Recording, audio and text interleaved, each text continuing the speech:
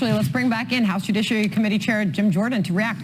Are Republicans getting nervous to Chuck Schumer's point there?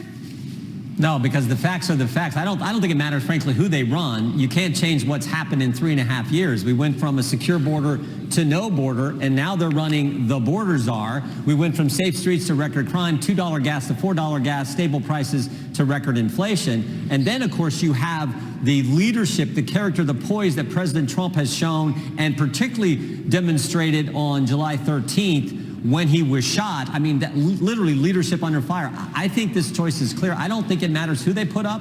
I think President Trump's going to be our next president. And frankly, are we sure they're going to stick with Kamala Harris? If they can kick the president of the United States off the ballot, they can probably kick the vice president off the ballot. Now, I assume she's going to be their candidate, but I don't put anything past the Democrats and the left, who are completely, totally focused on politics and power. I want to come back to the Secret Service investigation and what happened on January the 13th, because we heard from the president a little while ago as he makes his way back to the White House on Kim Cheadle resigning. He said, "Jill and I are grateful to Director Kim Cheadle for her decades of public service. She has selflessly dedicated and risked her life to protect our nation throughout her career in the United States Secret Service. We especially thank her for answering the call to lead the Secret Service during our administration, and we are grateful for her service to our family." This proves once again, Congressman, Mr. Chairman, that nobody gets fired in the Biden administration. Yeah. No, I think you're right. That's the nature of this administration. I mean, when the border czar is now their candidate for president, and we have the situation we've had on our border for 3.5 years, literally no border, I guess that's just the way this administration operates. Again, I think it's important that we focus on, as I said, the before, the during, and the after. But this after, where they told us things that were not true. When they said it was absolutely false that President Trump's security detail asked for help and was denied that. And Mayorkas said it's unequivocally false, that statement. And then 5 days later, they said, well, oh, by the way, there were instances where we did turn down requests from President Trump's security detail.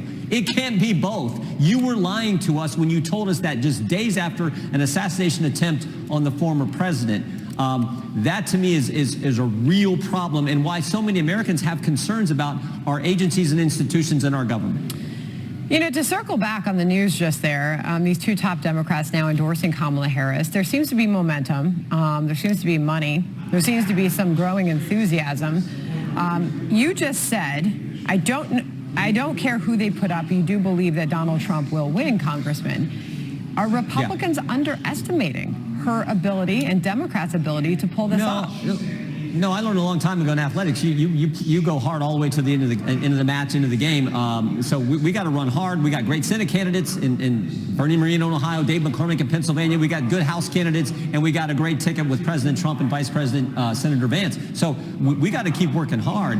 But again, you can't change the facts. You can't change the record. The record is we literally went from a secure border to no border in 3.5 years. Everyone knows, take your family out to dinner.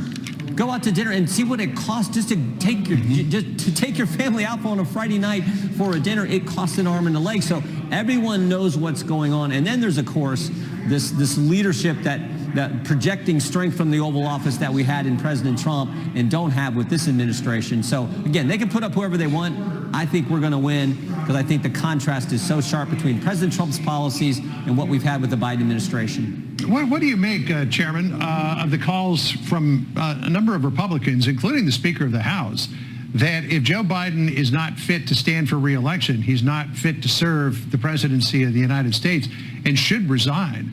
I mean, politically, I can see that if Kamala Harris became the president, you could directly tie her to the Biden administration policies.